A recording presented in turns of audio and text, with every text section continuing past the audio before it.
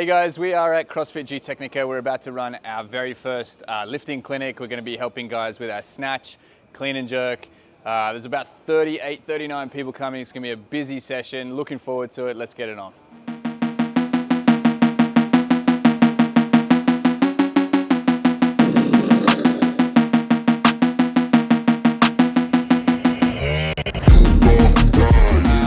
Most of you guys that train here will know Jaime. It took me over a year to try and get him to put these on because I could see what was limiting him in his ability to get to the bottom of his Olympic lifts, and that was his ankle dorsiflexion. I have the same issue. I had a broken leg from rugby, and my ankle on my left side doesn't move that well. These shoes will help you get to the bottom of a squat much easier with the ability to keep your chest up. Okay, so that's why we wear lifting shoes. Yes, they're a little bit more stable and you hear the slap on the ground when you move your feet, but 99% of the reason is the heel in the back. That heel in the back is actually, by weightlifting rules, is a certain height. Okay, so you can't just have it all the way up. They limit it to a couple of inches in the back. Knee sleeves, right? Everybody's seen these before. People wear them just for general metcons, myself included, because I'm getting a bit older. Okay, they're just a neoprene. They're a couple of mils thick. And all they do is provide a little bit of feedback and a little bit of warmth and support for your knees, okay? They're not going to stop knee injuries. This is not the same as taping your knee up. These are just there as a little bit of feedback. So because they're neoprene, they stretch. So when you go into the bottom of a squat, they stretch as well, and they help you feel for that bottom position where you should be springing back out. Okay, that's all they do. And they give your knee a bit of warmth if you're a bit older like I am.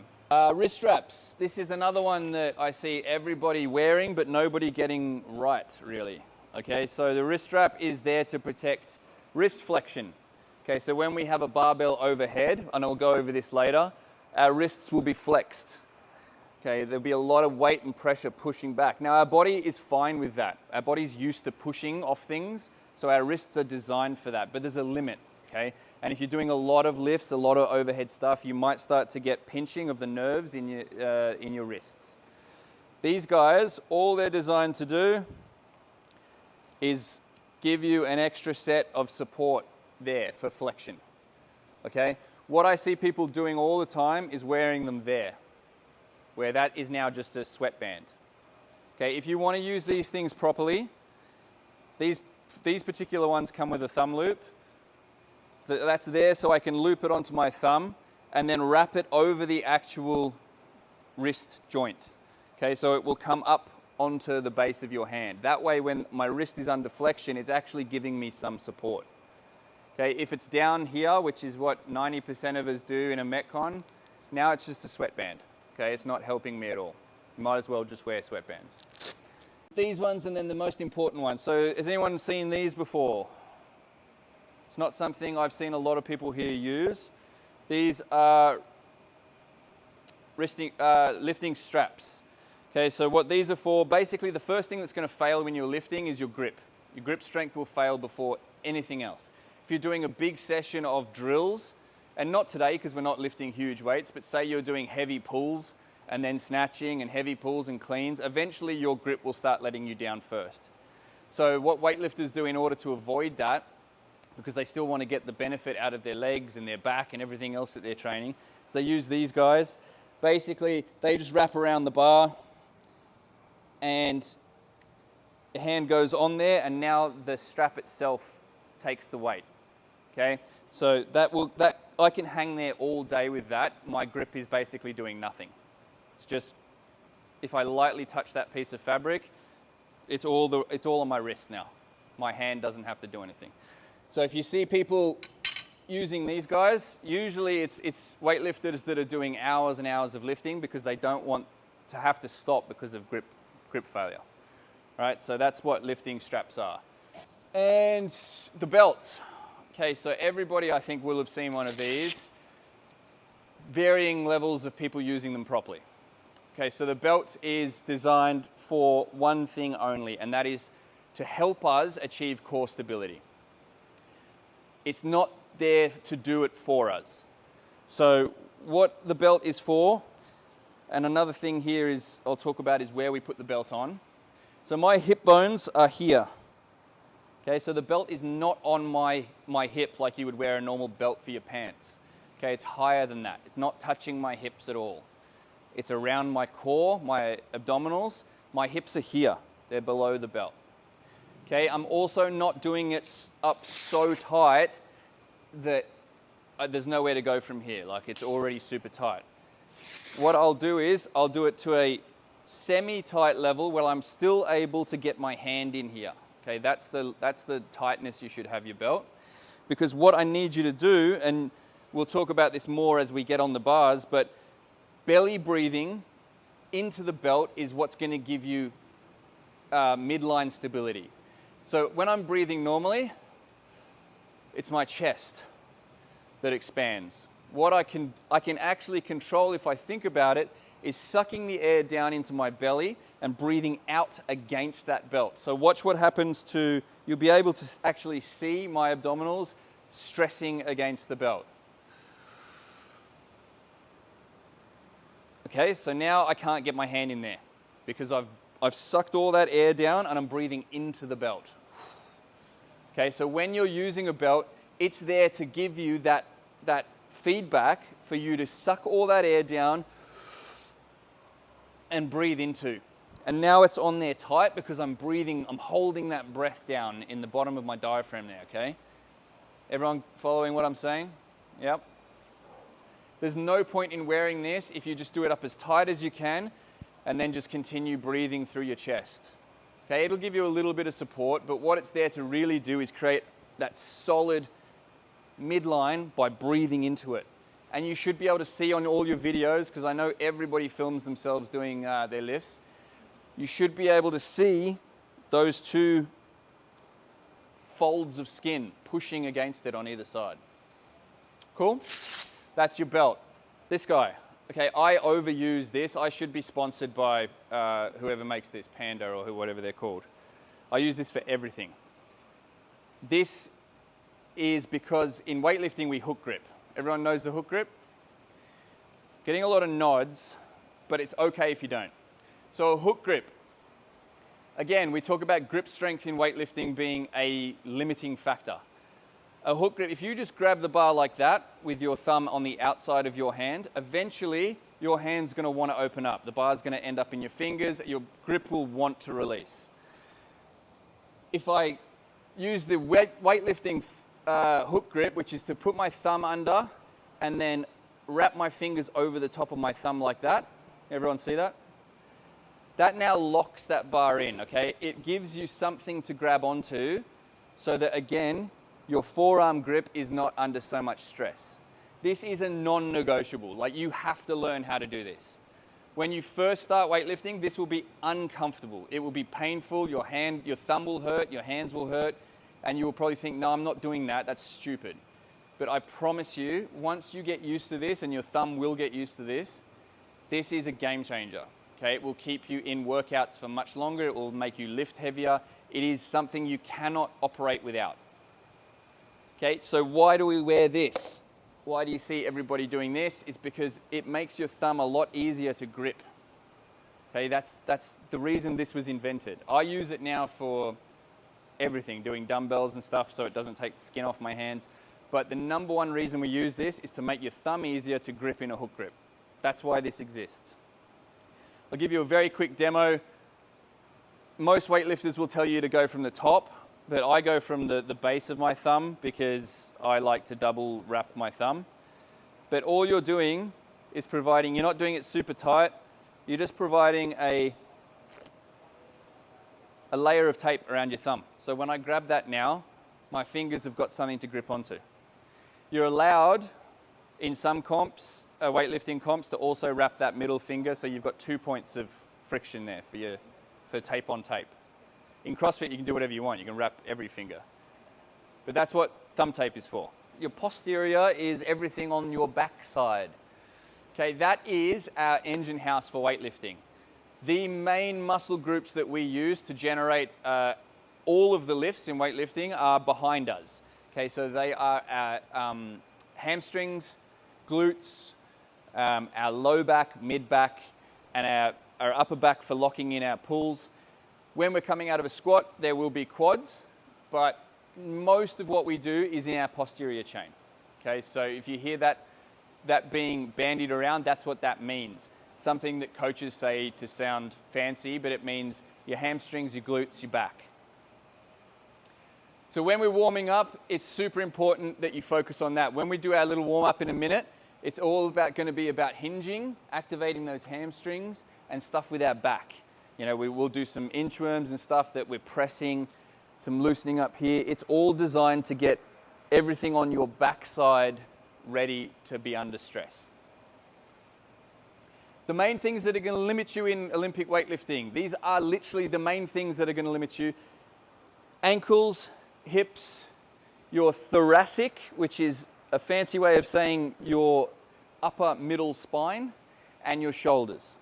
Okay, your mobility in these areas is going to be what separates you from being able to do this sport and not. Okay, I've got Rye here, who is one of the strongest dudes I've ever seen. But his Olympic lifts are way less than what he's capable of because of mobility. Okay, once he figures that out, he's going to be scary good. Okay, he can squat ridiculous amounts of weight, but getting a barbell above his head is very difficult because his whole life he's operated here in this closed front position. When we need Olympic weightlifting, we need to be here. Okay, so we'll talk about what that means. You can be as strong as an ox, but if you are not mobile enough to get into these positions, you won't be able to do the lifts. Basic principles of what we're going to go over today. The Olympic lifts are getting the barbell from the ground to overhead. That is, in its simplest form, that is what Olympic weightlifting is. Okay, there used to be all kinds of weird stuff they did at the Olympics. They used to have a clean and a press as well. But these days, there's two lifts that you're allowed to do that, the snatch and the clean and jerk. Okay, the snatch, the rule says about the snatch is it must be one continuous movement from the ground to overhead, which means you're allowed to squat under it, you're allowed to do whatever you want, but you're not allowed to, there can be no second effort, no extra jerk or press. Okay, it must go from the ground to an overhead position and be stood up to count. The clean and jerk, same thing, except you're allowed to make it two movements. And the easiest way to do that is onto your front rack, your shoulders, and then jerk overhead. Either way, both movements are designed to go from the ground to overhead. The snatch is the hardest of the Olympic lifts. It's far more technical. Everybody can clean and jerk. Within the first hour of me meeting them, you'll be able to clean and jerk. Snatch is a different thing. The reason why they do the snatch first at the Olympics, weightlifters will snatch and then they will come back an hour later and clean and jerk. The reason why they do that is because the snatch takes a lot more effort. It is way harder, so they want the lifters to be fresh. Okay, the clean and jerk, you can do that under fatigue. Guys, it's going to be impossible if you're brand new to this to come away from today proficient at a snatch. But what I'm going to try and do is going to give you some things that's going to help you with progressing. If you're already there, what I'm going to try and do is help you with some tweaks and changes to your movement mechanic to help you advance. Okay, I'm going to keep embarrassing my members, so if you're not a member, you can keep enjoying me do this because I don't know enough about you yet. I've got Kat here who is very proficient in her movement, and I know the only thing limiting her back is a bit of confidence to go a bit heavier. Okay, so each person will have a different thing. Rye, it's his mobility. If I could inject different things into different people, I would. Okay, Miggs has come so far in the last 12 months.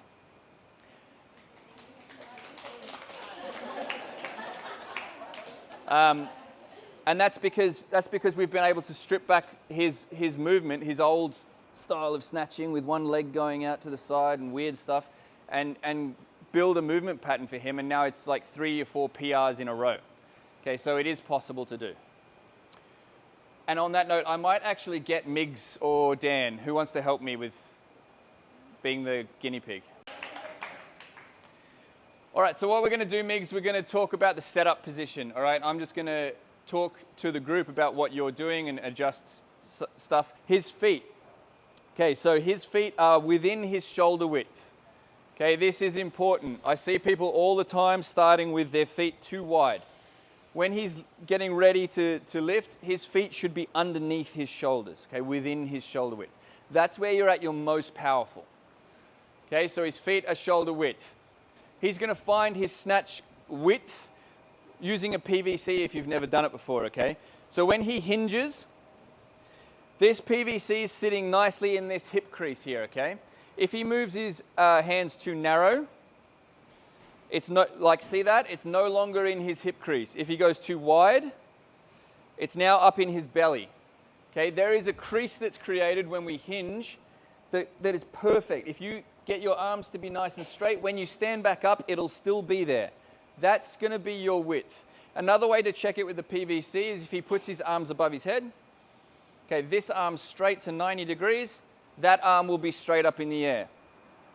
Okay, no matter what proportions your body are, these things work. Okay, everyone's bodies are different, but you can do that simple test. One arm straight up, one arm to the side.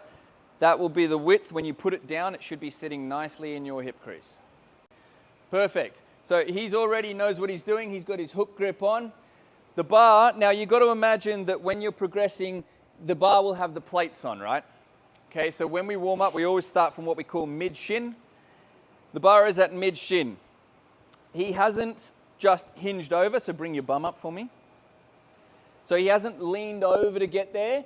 He's brought his bum down so that his chest is a little bit prouder, and his eyes are actually going to look maybe a meter or two out in front of him. They're not going to be up here. Okay, he's not going to be straining his neck. He's in a nice neutral neck position. His spine is running straight down. So look, reset up, but face Kayla for me so they can see you from side on. So his spine here is nice and neutral. Okay, he's not arched and he's not hunched over. He's got his shoulders back and his eyes are about a meter or two in front. The bar is at his mid-shin. Rest for me, bud. Think about your shoulders. Even though your shoulder blades are back and down, like we always talk about, covering the bar.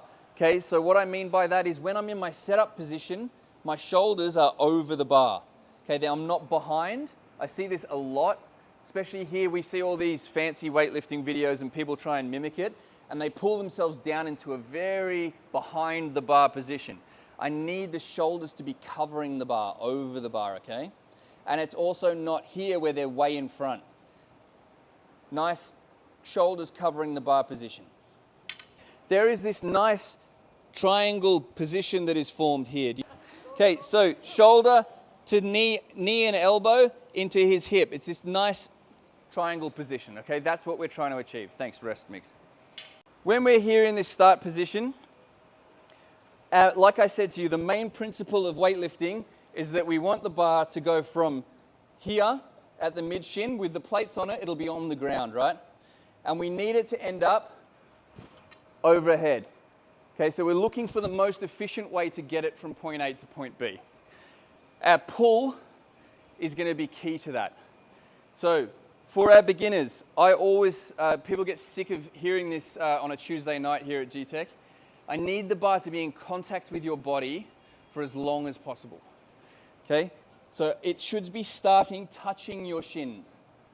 As it moves up your body, it should be taking hair off your legs. Okay, no joke, that should be how it feels. Any good weightlifter should have a strip of hair missing. Okay, some of you ladies maybe not have hair there, some of you guys as well, but that's the sensation, okay? You'll see lifters come away from sessions with blood coming down their shins.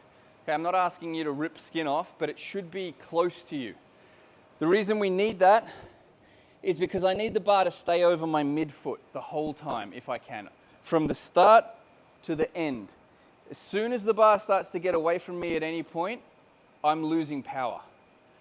Okay, and that's a big one. I talk to Ords about that all the time. She has this big, huge aggressive pull, but the bar's ending up in front of her. As soon as that happens, you're losing power. So remember, most efficient path to go from the ground to the ceiling is straight up. So with our pull, we talked about bar path. We talked about hair off the legs. The other thing that I tell people to think about is if you're wearing a shirt, which isn't that common here sometimes. Think about pulling the shirt up as the bar passes. Okay, so this will be easier to do in the clean, but it's the same in the snatch. As the bar travels up, I should be getting this pulling of the shirt up literally off my chest, because the bar's staying close to me that whole time. So that's just the concept of where you want bar path to be. That's super important. Closer to your body the whole time, the better. You might have seen stuff on Instagram and stuff of people hitting themselves in the chin. It's because they're trying to keep everything so close to their body. Okay, so bar path, think about it as it starts there. The most efficient way to get it to the ceiling is if it goes straight up.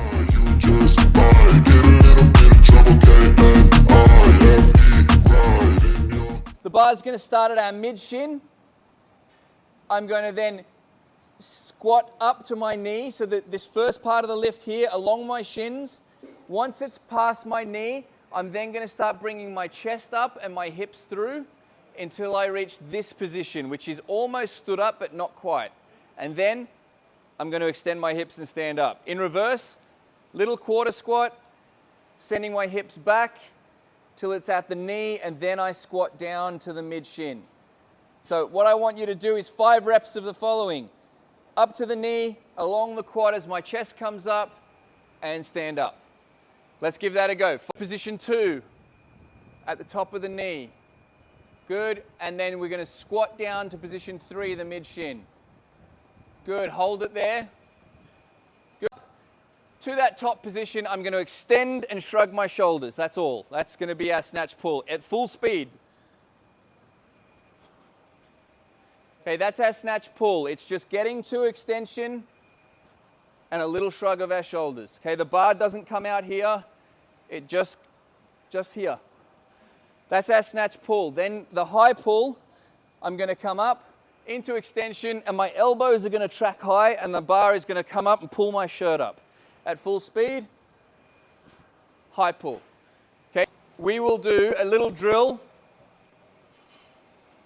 without the bar first, and then we're going to put some stuff together, all right? So bar's down in front of you, standing behind your bar, empty hands like this. Everyone do that for me? It doesn't matter if you don't have a bar, everyone can do this together. So just like you're about to set up to lift. What I want you to do is imagine that you've got an extra shoe width outside the one that you're currently in. All we're going to do is dip down here, jump up as high as we can, and move our feet 1 foot width outside. So I'll demo what I want to see. Okay, reset my feet. One more time. So it's just 1 shoe width wider than what I start at. Okay, everyone give me 5 reps of that.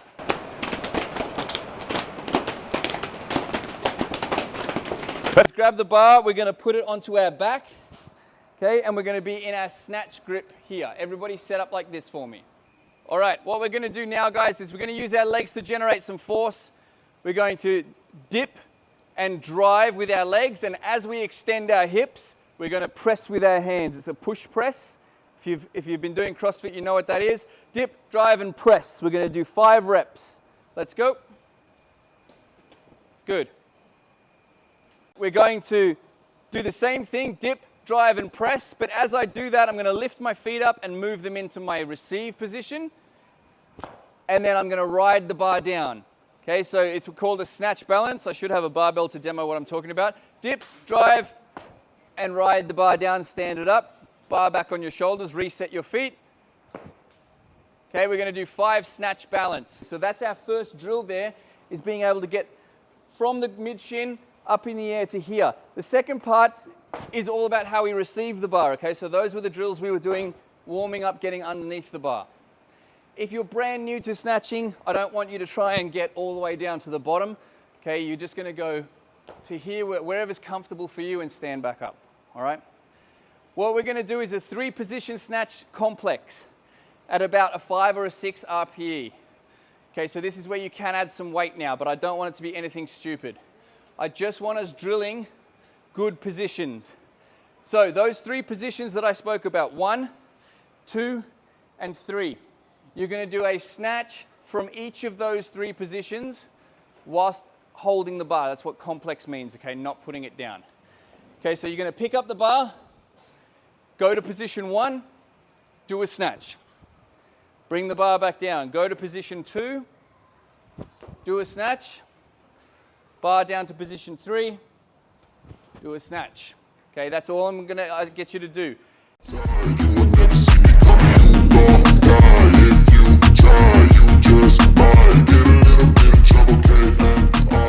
Yep. Both of you guys, I can see you guys have got like super long arms, right? You're like down to here. So you're going to have to really figure out your snatch width. When you were doing that then, it was you were wide, but it was still sitting on your top of your legs, not your hip. Okay, so you're going to have to go even wider with your hands. And when you hinge, it needs to be in that crease. And then when you get above your head, it's going to feel a lot easier. Okay? Little drill that helps us get used to putting the pull together with our receive. And it's one that I use to warm up if I feel like I'm starting to miss lifts, or if it's just not a good day. I go back to this as a basic every time. We're going to do one high pull and one snatch. That's the complex. Okay, so one high pull is going to look like this. Start position. Then I'm going to go down and reset. And one snatch. Okay, what I'm trying to teach myself here is to not forget about the pull. Because as soon as we start to think about going under the bar, we forget to do the pull. So remember, high pull, and then it should look exactly the same when you're going to snatch. The high pull should still be there as you move your feet and receive. Let's go. I got a switch in my head. I go from living to dead. You got me seeing all red. Now I'm becoming a threat. That looks really, really good. Okay, so straight off the bat, I know that some of you have been doing this for longer than others. Everybody was getting into better positions there. So remember the key lesson here that I want you to take away is it doesn't matter how heavy the bar is or how long you've been doing it for, the bar needs to travel through those 3 positions on the journey up. It's going to go through position 3, 2, and 1 into extension. Then it's going to track up along your body as close as possible. Okay, so the big common flaw I see is this, the bar coming out here. It's going to come up along your body, and then your feet are going to move 1 foot width as you rotate under the bar. Okay, it was looking so much better. We fixed a few people that were going a bit wide with their feet, maybe a bit narrow with knees. Really, really excellent. Okay, one thing I also wanted to highlight on before we move on, because we are, like I said, this is a much more condensed workshop than what you would do in, say, a full day. You could spend weeks on the snatch. But Dan, can I borrow you for a second, Bo? Okay, so Dan is very proficient with his lifting. One thing I wanted to point out here is his shoulder position, okay? So his armpits are facing forward, both armpits here, which is giving him a locked out elbow. This is nothing for you, bro, you got this. And see his wrists are flexed back here too, okay? Elbows, wrists, and armpits forward. Good, you stand up and then rest. The theory is there that because it's stacked correctly and because his arms are in that waiter's carry, okay, so his armpits are facing forward, his elbows are now locked and his wrists are cocked back, he should be able to hang out there for quite a long time, okay, because it's stacked. As soon as you lose one of those elements, so that rolls in a little bit and the elbow is now facing down, or the armpit is no longer facing dead ahead, now the bar starts to weigh on your arms. We can't have that. Okay, these need to be locked in that waiter's style. I always say to my classes, thumbs, if you imagine thumbs go back, that will roll your armpits forward. Okay, so if you're struggling with the bar overhead, all I tell people to think about is imagine my thumbs going back. That will turn this into this. Okay, armpits will go from facing the ground to facing forward. Now I'm in a stacked position. I can squat. Okay, my arms are not doing any work, it's my legs. Where I had you before at the snatch, where the bar's sitting in that hip crease with arms straight, now we're going to bring the hands in to 1 thumb width away from the outside of your quads. Okay, 1 thumb width touching the outside of my legs. That's going to be the grip for my clean. Super easy to remember. Okay, so if you ever need to check it, just extend your thumb, then go back into your hook grip. All right, so that's going to be our clean grip. Obviously, the major difference with the clean is it's not going straight from the ground to overhead. We have a stop here on our shoulders. Okay, so we'll talk about that as well. But the principle is, to complete the lift, it must travel from the mid shin there to the shoulders into an overhead, and we're actually going to use the split jerk today. So talk about that in a second. Your feet and everything else, that nice triangle that we spoke about with MIGs before, the setup, is going to look the same. Okay, my shoulders are going to be covering the bar. I'm not going to be sitting down behind it, and I'm not going to have my bum too high and be way over it. Okay, we're in that nice neutral position, eyes maybe a meter or two in front of me. With this one, my arms are going to be touching the outside of my knees, generally for most people, unless you've got slightly different body proportions. So you're actually going to have that point of contact on the outsides of your knees when you're in the setup position. Super easy to get into in comparison to the snatch, okay, because we're a lot more compact. Still need to be able to keep that chest nice and proud and my shoulder blades back. And then as I come up, all the principles are the same. So I'm going to squat up to the knee. Once it's past the knee, my chest starts to rise. The bar's traveling along my quads into that power position and extend. All the same positions as what we just worked on. So this should feel a lot more natural to you now. Positions are the same, 1, 2, and 3. Important to us in the clean is going to be our catch. Okay, so the faster that we can get the bar from here onto our rack position, the better. And the way that we do that is important too. One major thing that I've seen with Dang, I'm going to pick on Dang, where is she? So Dang's cleans are getting really good, super heavy, but now she's actually getting too far under the bar, and it's causing what's called bar crash. Okay, so she's getting under the bar, and then the bar's coming down and crushing her in the bottom. What I'd like to see when we get out there and do our drills is the ability to ride the bar down. Okay, so we're going to pull it up. It's going to end up on this shelf here with my elbows nice and high, and then I'm going to go into the bottom of my squat. At full speed, that's going to look like this. Okay, that is your squat clean. Power clean, same thing, except we don't squat it down. Okay, the two lifts shouldn't be that different. People will see squat clean and they will do this. And that bar comes from a great height and crushes me. So what we're trying to do is we're trying to get the bar from the ground, same thing, close to my body, except this time we need to shoot the elbows through and have it land on our what's called our front rack, and then we ride the bar down. Everyone understand that concept? We want to create that front rack position, okay? This is going to be super important. We need our elbows to be able to get high, super high. There's a reason for this. So, if I'm here with elbows low, the bar is not, there's nothing for the bar to sit on, okay? It's in my hands, and it's also on my wrists. As soon as I bring my elbows up, there's now a shelf here where my shoulders create what's called a front rack. Okay, I can only achieve that by having my elbows high. Okay, it's a nice little position here. Bar's not on my throat. If I bring my arms down, okay, there's nothing for it to sit on.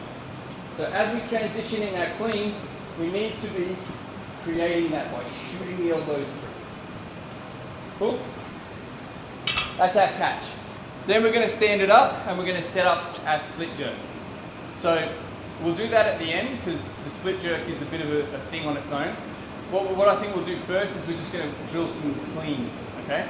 Right, what we're going to do, the exact same 3-position drill. Okay, so you might want to drop a couple of plates off. You don't necessarily have to if you're feeling that the bar's not that heavy. We're just going to go position 1, 2, 3, 2, 1, as you hear me call the number, okay? Then I'm going to send my bum back to get to position 2. Down to 3, 2, 1, stand up. Good.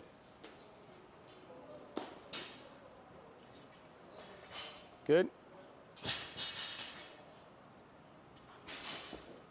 Already I'm seeing some people, they're super excited to get under the bar, but we're forgetting we need to get to extension in that high pull. So what it's going to look like, one high pull, back down, touch the ground, one clean. Let's go. Clean should still look like come up the legs, make contact here, and then catch. At the moment, you're just sort of pulling it off the ground. Right, try and get it to come off your legs and the tops of your quads into extension and catch. All right, guys, awesome. Like from my beginners, from where we started, so much better. Okay, there's just like little tweaks here and there. If you come back and you use the 3 positions to get the bar off the ground, immediately that bar path is much better. Okay, that 3 to 2, the biggest thing I'm seeing on the floor at the moment is the having to get it around the knee and having to change speed. I call it changing gears. Okay, everyone's so excited to get the bar up that they pull really hard and all of a sudden the bar's out here. And what did we talk about? The bar needs to be in contact with me the whole time, right? That's so common. It's so common when we're learning. It even happens to the advanced guys when they're getting super excited about a 1RM and they end up missing the lift because of it. There's 2 speeds. There's the first speed and then there's the explosive second speed. Okay, you're not going in slow motion here. You're still pulling, it's still a normal pull, but once it's past your knee, that's your cue to get fast, up along the quads and extend. And it runs up my quads. Okay, so it goes past the knee, boom, here we go. Okay, I saw Leanne do an excellent high pull.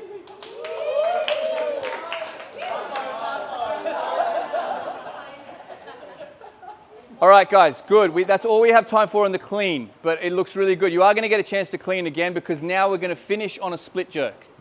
Okay, the split jerk. What is it? Why do we do it?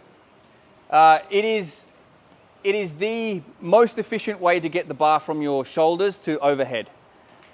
Okay, and that's what we need to do to finish the clean and jerk rep. Okay, when you're at a lower weight, you might not need a split jerk. You might just be able to push jerk or push press, whatever. But there is going to come a point where you can no longer get that weight above your head unless you make your body get lower. And that's what a split jerk is about. Okay, so you were all here before. You finished the clean, whether you squatted it or you power cleaned it. You stand up the rep, this is where you end up, right? Okay, your hands will be in this position. For some of you with long arms, you might need to just shimmy your hands out a little bit by sort of oscillating the bar. But for Miggs, he's got regular size arms. He can probably leave his there. What he's going to do, he needs to get into that quarter squat. So that position 1 that we use for the clean and the snatch is going to be the same thing he's going to do to generate power here. He's going to get into that quarter squat. And then what he's going to do is use his extension of his hips to drive the bar up. So what I want you to do, just the demo for the class, Miggs, is just do a few pops off your shoulder. Yep, again. Feet a little bit closer together for me. Not much, yep. Good. So what he's doing there, his legs are doing the work, not his arms. Okay, that's what I'm trying to show you is by opening up the hips, the bar pops up. Okay? From there, in the split jerk, the coordination of this is, as you've finished your dip and drive and the bar is now floating, in that split second where it's floating, we're going to go left foot, right foot. Okay, it's going to be more aggressive than that. It's going to be here. And as you're doing that, you're going to press with your arms. So watch what happens to press. Just do a strict press for me. Okay, so this is how high the bar has to go if Miggs is going to strict press it. Go back to your front rack. Now do a split jerk for me. But hold it at the bottom of the split.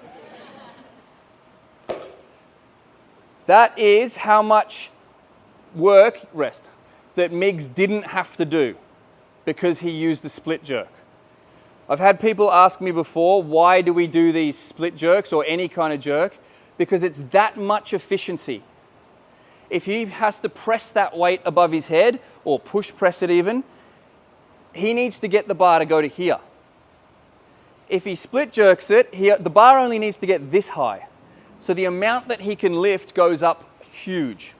The reason why we do this is because instead of having to get the bar up so high, we get under the bar and we come down and meet the bar. So we're still generating the force to try and get the bar as high as we can, but we're doing all the extra work with our legs to get under. Okay, so that's why we split jerk.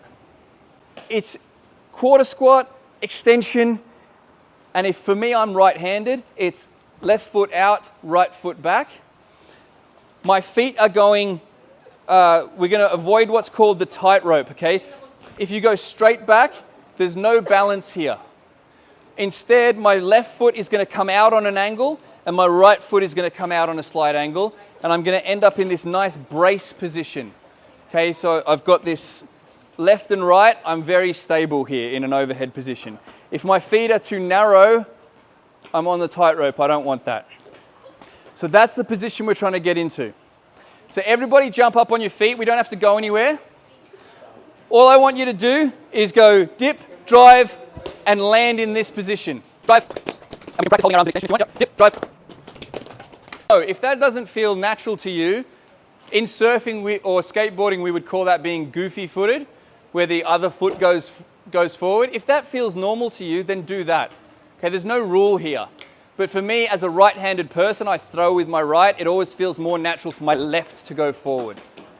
It's up to you, though. Lift it up and out. Practice getting that front foot a long way forward.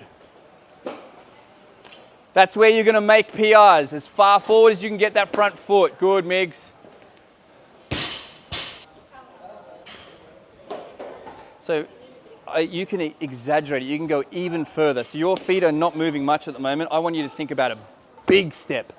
Really exaggerated front foot.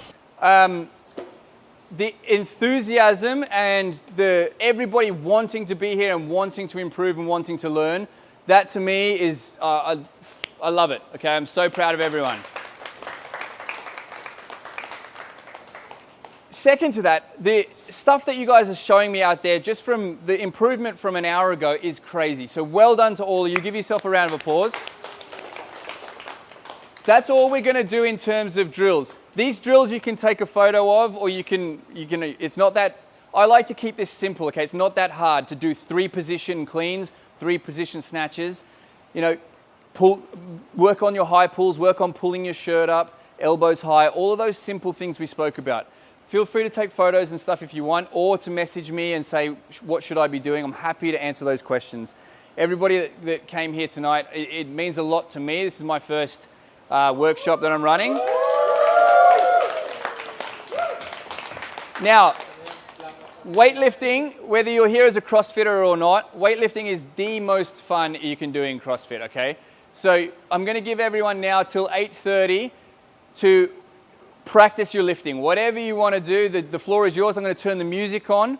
But before I did that, I just wanted to say thank you very much for coming tonight. And like I said, I'm not joking. If you have questions, come and see me. Message me on Instagram, whatever you're most comfortable with. I'm happy to help. Yeah, let's have fun. 30 minutes to lift if you want it. What you said, I'll make you have some regrets. And no, I never forget. So now you have a few debts. That shit, it needs to be paid with blood or some sort of pain. You caused a permanent stain, which has determined your fate. I've never seen so clear. I feel the end and it's near. The day of reckoning's here. The sound of deafening fear.